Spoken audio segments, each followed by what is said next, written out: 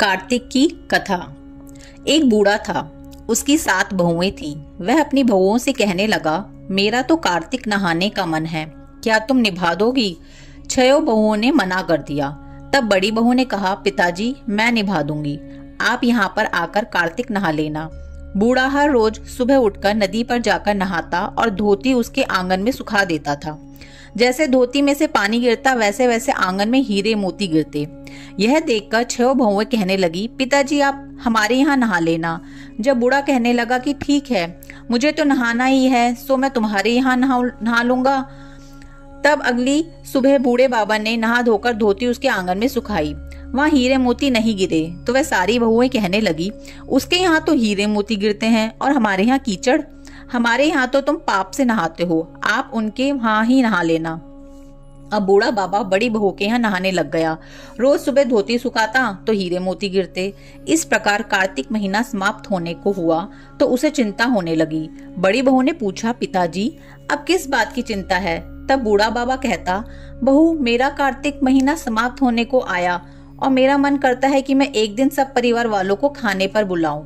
तब बहू बोली, इसमें चिंता की क्या बात है, आप सब परिवार वालों को खाने का न्योता दे आओ। अब बूढ़ा बाबा न्योता देने गया तो 6 बहुओं ने कहा कि जब तक वह घर पर रहेंगी हम खाने पर नहीं आएंगे। बूढ़ा बाबा आकर चिंता में बैठ गया।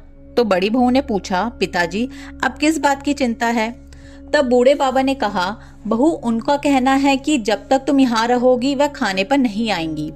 तब बड़ी बहू बोली, इसमें चिंता की क्या बात है, मैं 4 रोटी लेकर खेत पर चली जाऊंगी, आप न्योता दे आओ। वह सारी बहुएं आईं। उन्होंने कुछ तो खाना खाया और बचे हुए खाने में मिट्टी कंकड़ डाल दी गई। उन्होंने सोचा कि अब आकर परेशान होगी। यहाँ बड़ी बहू खेत में कह रही थी, राम जी की चिड़िया, राम जी का खेत, चुगलो चिड़िया भर भर पेट, मेरे ससुर ने घर में जगह दी है और मैंने खेत में। इस प्रकार वह चिड़िया को बाजरी डालकर घर आ गई।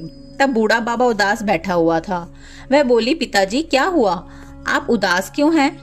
तब वह कहने लगा, बेटी तुम्हारी देवरानी जेठानी आई थीं और उन्होंने खूब खाया पिया, बचे हुए मिट्टी कंकड़ डाल गईं, तुम्हारे लिए कुछ नहीं बचा। तब वह बोली, कोई बात नहीं पिताजी, मेरा क्या है, मैं तो 4 रोटी फिर बनाकर खा लूंगी, बाकी सब तो ठीक ठाक निपट गया। वह बोला, हाँ बाकी सब तो बहुत अच्छे से निपट गया, कुछ कम नहीं पड़ा।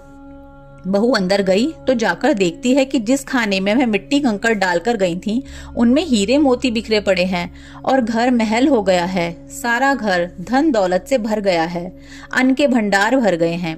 तब उसने ससुर जी से कहा, पिताजी आप तो कह रहे थे कि तुम्हारे लिए कुछ नहीं है, मेरा घर तो हीरे मोतियों से भर गया है, जहाँ देखो वहाँ धन दौलत की वर्षा हो रही है, अन्न के भंडार भरे हुए हैं, घर महल बन गया है। बूढ़े बाबा ने कहा, बेटी तुमने कार्तिक सत से निभाया था, उन्होंने पाप से, कार्तिक देवता तुम पर प्रसन्न हुए, सो उनकी कृपा से तुम्हारा घर भर गया है। जैसे कार्तिक देवता उस पर बरसे वैसे सब पर बरसे। बोलो कार्तिक के महात्म्य की जय।